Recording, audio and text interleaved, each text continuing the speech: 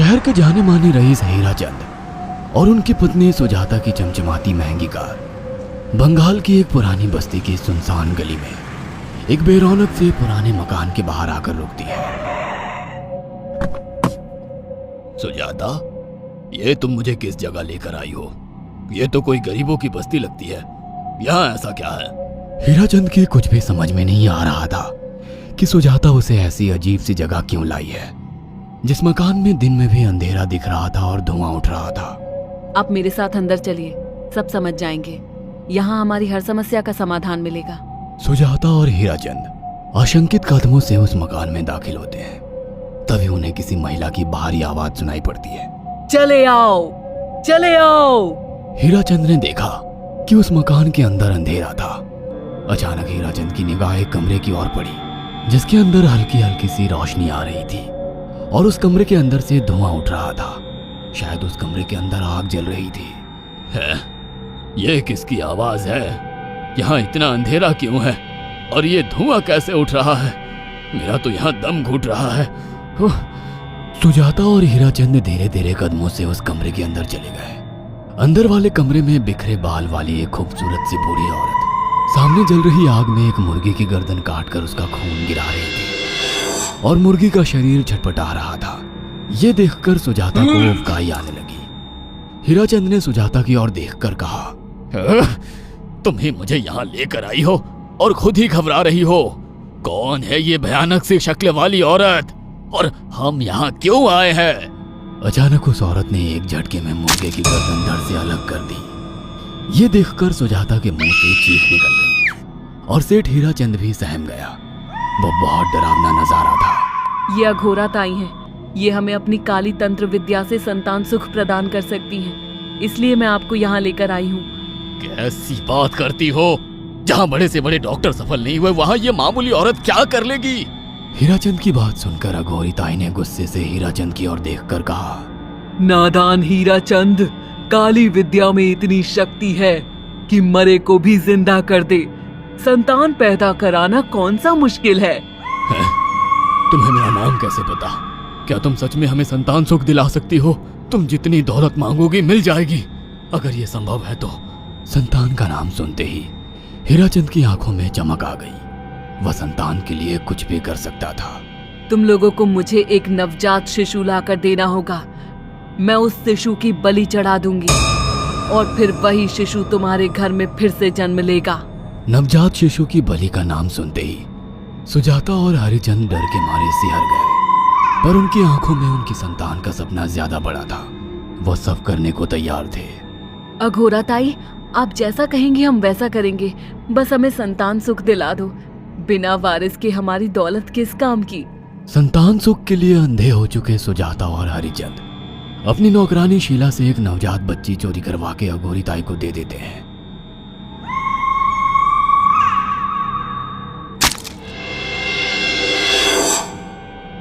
उस शिशु की बलि से सुजाता गर्भवती हो जाती है। देखा आपने अघोरा की तंत्र शक्ति? मुझे उस पर पूरा भरोसा था। चलो चलकर उन्हें धन्यवाद कहते हैं। हीराचंद और सुजाता अघोरा ताई के पास पहुंचते हैं। वो दोनों बहुत खुश थे और अघोरा पर उन्हें अंधविश्वास हो गया था। अघोरा ताई, आप महान तंत्रिका है। आपने वो चमत्कार कर दिखाया जो बड़े बड़े डॉक्टर नहीं कर सके। ये काली विद्या है बेटा। अगर तुम दोनों चाहो तो मैं इस विद्या से तुम दोनों को हमेशा के लिए जवान बना सकती हूँ। क्या सच में ऐसा संभव है? हाँ बिल्कुल, पर इसके लिए तुम्हें जवान लड़के और लड़कियों की बलि चढ़ानी होगी। तुम उन्हें यहाँ तक लाओ, बाकी मैं देख लूंगी। जवान रहने की लालच में अंधे सुजाता और हरिचंद एक अनाथ आश्रमों से हर रोज एक लड़की या लड़के को गोद लेने के बहाने अघोरी के पास बलि चढ़ाने ले जाने लगे। और एक दिन अघोरी ताई ने हीराचंद और सुजाता से इंसानी मांस खाने को कहा। पूरी तरह से इंसान से हैवान बन चुके अब वो दोनों इंसानी मांस खाने के लिए तैयार भी हो गए। ये गर्म खून और मांस खाकर तुम लोगों की उम्र भी बढ़ जाएगी। खाओ इसे। हाँ, सच में ये इंसानी मांस बड़ा स्वादिष्ट है। अघोरा ने अपनी बातों में फंसाकर सुजाता और हरिचंद को नरभक्षी बना दिया था। वो तीनों हर दिन बलि चढ़ाकर खून पीकर मांस खाने लगे। नौकरानी शीला भी नए शिकार लाने में उनकी मदद करती थी, मगर एक दिन शीला को शिकार नहीं मिला। मेम साहब, आज एक भी शिकार हाथ नहीं लगा और मैं बहुत थक गई हूँ और घर जाकर थोड़ा आराम करना चाहती हूँ। कोई बात नहीं शीला, एक छोटा सा काम है, तुम हमारे साथ चलो, लौटते में हम तुम्हें घर छोड़ देंगे। जी मेम साहब। शीला नहीं जानती थी कि शिकार नहीं मिलने से सुजाता और हरिचंद अंदर से बौखला गए थे और उनके दिमाग में एक शैतानी चाल चल रही थी। सुजाता, ये बेहोशी की दवा है। शीला के कार में बैठते ही तुम उसे सुंघा देना। आज हमें इसी की बलि देनी होगी।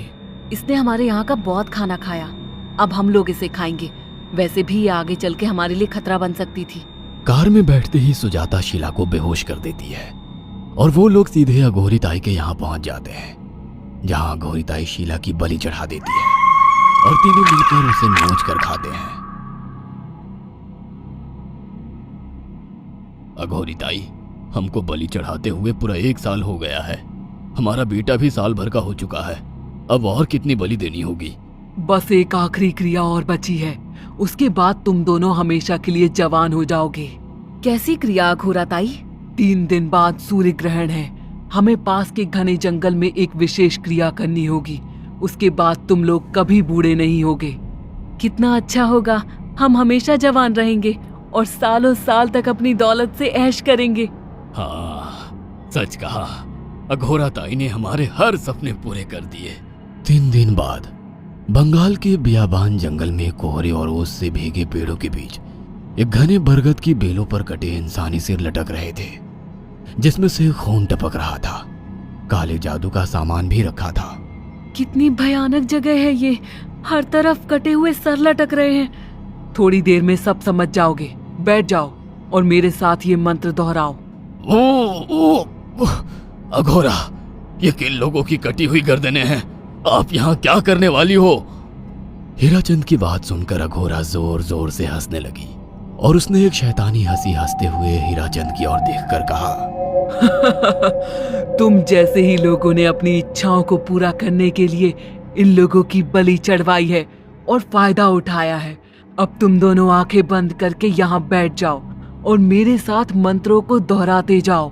अघोरा ने सुजाता और हरिचंद को वशीकरण मंत्र और काले जादू के इस्तेमाल से सम्मोहित कर दिया और देखते ही देखते वो एक भयानक डायन में बदल गई और चीखती हुई बोली, अब मैं तुम दोनों की बलि चढ़ाकर अमर हो जाऊंगी, क्योंकि तुम लोगों ने 100 लोगों की बलि का खून पिया है। देखते ही देखते उस डायन ने फरसे से एक एक करके सुजाता और हरिचंद की गर्दन काटकर जल रही आग में बलि चढ़ा दी और उनका गर्म खून पीने लगी। जब तक तुम जैसे मूर्ख और लालची लोग अपने फायदे के लिए दूसरों को मेरे पास लाते रहेंगे, मैं उनका फायदा उठाकर ऐसे ही उनकी बलि चढ़ाती रहूंगी। दरअसल अघोरा एक डायन थी और अपना स्वार्थ पूरा करने के लिए उसने हीराचंद और सुजाता की लालच का फायदा उठाकर उनकी भी बलि चढ़ा दी। बुरे काम का बुरा ही नतीजा मिलता है। इस तरह की और वीडियो को देखने के लिए इस चैनल को अभी सब्सक्राइब करें और वीडियो को लाइक, कमेंट और अधिक से अधिक शेयर करें।